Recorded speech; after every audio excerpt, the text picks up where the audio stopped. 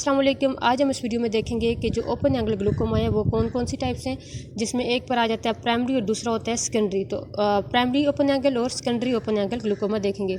तो open angle का क्या मतलब है कि ये जो आइरिस है और कार्निया है, इधर जो एंगल है अगर ये ओपन है, अगर इसमें कोई मसला नहीं है, आइरिस और कार्निया में जो स्पेस है जिसके थ्रू एक्वस ह्यूमर जो कि पोस्टीरियर चैम्बर से आया है, उसके बाद एंटीरियर चैम्बर में और वहाँ पर फिर वो ट्रैबिकुलर मेशवर्क में ड्रेन होगा, अगर वो वाला एंगल ओपन है, अगर वो क्लोज नहीं है, तो उसे हम कह देंगे open angle glaucoma. Open angle glaucoma में जो फर्स्ट टाइप है वो है primary open angle glaucoma. Primary open angle glaucoma का क्या मतलब है कि इसमें कोई भी सिस्टम में डिजीज़ नहीं है, यानी कि कोई सेकेंडरी काज नहीं है, तो इससे हम कहते हैं प्राइमरी ओपन एंगल ग्लूकोमा। तो ये क्या होती है, बायलैटरल ऑप्टिक न्यूरोपैथी होती है, यानी कि आपकी दोनों आँखों में आईयूपी रेज होगा, एसिमेट्रिकल इन प्रेजेंटेशन हो सकती है, और इसमें हमें एक आंख में क्या मतलब कम से कम हमें एक आंख में क्या क्या फीचर्स नज़र आएंगे। आईयूपी रेज होगा, कितना रेज होगा 21 जो इसकी मिनिमम लिमिट थी, अगर उससे ज़्यादा है तो उससे हम कह देंगे कि इसमें ग्लूकोमा है। उसमें ऑप्टिक डिस्क में चेंजेस आएंगी, जिसकी वजह से ऑप्टिक डिस्क में क्या थी, ऑप्टिक नर्व फाइबर्स थे, तो उस वजह से विजुअल फील्ड डिफेक्ट्स होगा। और इसके अलावा एंगल जो हम देखेंगे तो उसमें गोनियोस्कोप के थ्रू उसमें ओपन होगा या नॉर्मल अपीयरिंग एंगल होगा। प्रिवेलेंस इसमें देख लेते हैं कि ये मोस्ट कॉमन टाइप है 1:200, यानी कि अगर 40 ईयर्स से अगर जो बंदा है तो उसमें आउट ऑफ 200 एक बंदे को प्राइमरी ओपन एंगल ग्लूकोमा होता है, और ये मेल फीमेल दोनों को इफेक्ट कर सकता है। और ज़्यादा ये किस में होता है, ब्लैक्स में, यानी कि अफ्रीकन कंट्रीज़ में ये ज़्यादा होता है।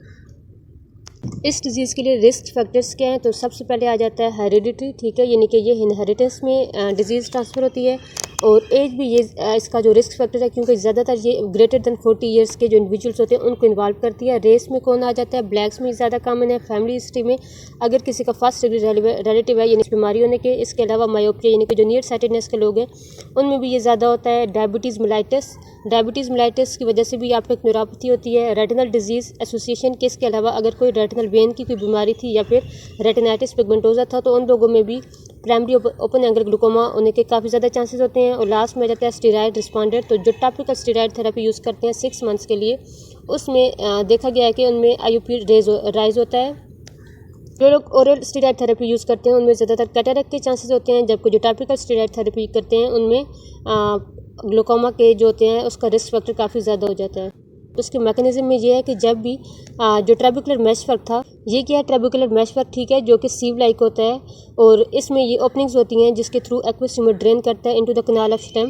तो अगर ये जो ट्रेबिकुलर मेशवर्क है ये किसी वजह से भी इसमें ऑब्स्ट्रक्शन हो गई है, जिसकी वजह से रेजिस्टेंस ज़्यादा हो गई है कि एक्वस ह्यूमर फ्लो नहीं कर सकता, एक तो ये काज है। दूसरी बात ये है कि अगर इसमें ट्रेबिकुलर साइट्स होते हैं जिनको गोनियोसाइट्स भी कहते हैं, जो कि ये ट्रेबिकुलर मेशवर्क के सेल्स हैं, अगर इनमें इनका लॉस होता जा रहा है, अगर ये लॉस इनका होगा तो इनका जो एक्स्ट्रा सेलुलर मैट्रिक्स मटीरियल है, जो डिब्रिस है इनका, वो यहाँ पर इंटरट्रेबिकुलर जितने भी स्पेसेस है इधर डिपॉजिट होना शुरू हो जाएगा। उसके डिपॉजिट होने की वजह से क्या होगा कि जो ट्रेबिकुलर मेशवर्क साइट है वहाँ पर काफ़ी ज़्यादा रेजिस्टेंस हो जाएगी कि एक्वस ह्यूमर फ्लो नहीं कर सकता। बेशक पीछे से एंगल नॉर्मल है, यानी कि आइरिस और कार्निया के दरमियान जो स्पेस है वो नॉर्मल है, एंगल क्लोज नहीं है, लेकिन ट्रेबिकुलर मेशवर्क में मसला होने की वजह से आईयूपी राइज हो जाएगी, तो प्राइमरी ओपन एंगल ग्लूकोमा हो जाएगा। जब भी प्राइमरी ओपन एंगल ग्लूकोमा होगा तो बंदे में क्या सिम्टम्स नजर आएंगे, सबसे पहले क्या होगा, पेनलेस, ठीक है, पेनलेस, यानी कि क्योंकि यहाँ पर इन्फ्लेमेशन तो नहीं है और एक्यूट इन्फ्लेमेशन वगैरह, तो इसमें पेन वगैरह नहीं होगा, और slowly progressive loss of vision होगा, ठीक है, यानी कि आहिस्ता आहिस्ता उसका जो विजन का मसला है वो ज़्यादा होता जाएगा। ये स्टार्ट में क्या होता है, एसिम्प्टोमेटिक होता है, लेकिन आहिस्ता आहिस्ता इसमें क्या होता है, सबसे पहले नाइट ब्लाइंडनेस शुरू होती है, उसके बाद विजन दोनों एक में या दोनों आँखों में ख़त्म होना शुरू हो जाती है, और एक टाइम आता है कि उसकी एक आँख में बिल्कुल सडन लॉस ऑफ विजन हो जाता है। साइन कौन कौन से हैं, तो उसमें सबसे पहले आ जाता है आईयूपी रेज्ड होगा, यानी कि जब भी हम टोनोमेट्री करेंगे तो उसमें आईयूपी 21 mm ऑफ मर्करी से ज़्यादा आएगा। तीसरा है कि विजुअल फील्ड डिफेक्ट्स, जब भी पेरीमेट्री करेंगे तो हमें उसमें उस पेशेंट में विजुअल फील्ड डिफेक्ट्स नजर आएंगे। उसके बाद हम देखेंगे कि गोनियोस्कोपी में एंगल ओपन होगा, और फ्लक्चुएशन का ये मतलब है कि टाइम के साथ साथ जो वेरिएशन होती है आईयूपी में, अगर वो 5 to 8 mm ऑफ मर्करी है या इससे ज़्यादा है, तो इसका मतलब ये है कि उस बंदे में आईयूपी रेज्ड है। और जिसकी वजह से प्राइमरी ओपन एंगल ग्लूकोमा है। तो अगर किसी में आईयूपी रेज्ड है, आप इसमें कपिंग नज़र आ रही है, विजुअल फील्ड डिफेक्ट्स भी हैं, इसका मतलब है कि अब आपने इसको ट्रीटमेंट स्टार्ट करना है। तो ट्रीटमेंट स्टार्ट करने में आपका क्या टारगेट है कि आपने आईयूपी को कम करना है। आईयूपी को हम दो तरीक़ों से कम कर सकते हैं। पहला यह है कि हम इसकी जो प्रोडक्शन है, जो सिलरी प्रोसेस से प्रोडक्शन हो रही है, उसको हम कर दें और कम कर देना। और दूसरा ये है कि जो इसका आउटफ्लो है, आउटफ्लो कैसे होता है कि ट्रेबिकुलर मेश वर्क के थ्रू होता है और इसके अलावा यूवीओ स्क्लेरल आउटफ्लो भी होता है। तो इन दोनों को ज़्यादा कर दें और प्रोडक्शन को कम कर दें। पहले हम देख लेते हैं कि इसकी जो प्रोडक्शन होती है वो कैसे कम होती है। उसकी प्रोडक्शन के लिए 3 ड्रग्स होती हैं, ABC, ठीक है। A से मतलब अल्फा 2 एगोनिस्ट, B का मतलब है कि उसको बीटा ब्लॉकर देते हैं और C का मतलब है कार्बोनिक एनहाइड्रेस इनहिबिटर, ठीक है। अल्फा 2 एगोनिस्ट, बीटा ब्लॉकर और CA इनहिबिटर ये हम देते हैं उसकी प्रोडक्शन कम करने के लिए। तो जो सबसे पहले आ जाता है अल्फा 2 एगोनिस्ट। अल्फा 2 एगोनिस्ट जो है ये सेकंड ड्रग ऑफ चॉइस है, ठीक है। इसको हम दूसरी ड्रग्स के साथ कम्बिनेशन में देते हैं। इसमें कौन कौन सी आ जाता है, प्रोक्लोनिडीन और ब्राइमोनिडीन। और उसके बाद हम देख लेते हैं बीटा ब्लॉकर्स। बीटा ब्लॉकर्स क्या करेंगे, बीटा 1 रिसेप्टर्स को ब्लॉक कर देंगे जो कि सिलरी एपिथेलियम पर प्रेजेंट होता है, जिसकी वजह से प्रोडक्शन नहीं होगी। और जो बीटा ब्लॉकर्स होते हैं इनके साइड इफेक्ट्स क्या आ सकते हैं कि ब्रोंकोस्पाज्म, ब्रेडिकार्डिया और हार्ट ब्लॉक। तो इस वजह से आपने MI वाले बंदे में या जिसको हार्ट का मसला है उसमें बीटा ब्लॉकर्स की डोज़ वगैरह आपने देख कर देनी है कि और इसके अलावा इसकी जो डोज़ है वो रात के टाइम नहीं देनी। क्योंकि रात के टाइम ये ब्लड प्रेशर में बहुत ज़्यादा ड्रॉप ला सकते हैं स्लीप के टाइम, जिसकी वजह से क्या होता है कि आपके डिस्क की तरफ ब्लड कम जाएगा और उसकी वजह से और ज़्यादा विजुअल फील्ड में मसला आ सकता है। और लास्ट में आ जाते हैं CA इनहिबिटर या कार्बोनिक एनहाइड्रेस इनहिबिटर। ये हमारे पास टॉपिकल इसकी थेरेपी यूज़ करते हैं और ये भी आपको सिक्रेशन को कम करते हैं। इसमें कौन कौन से हैं, एसीटाजोलामाइड है, ब्रेंजोलामाइड है और इसके अलावा डोरजोलामाइड है।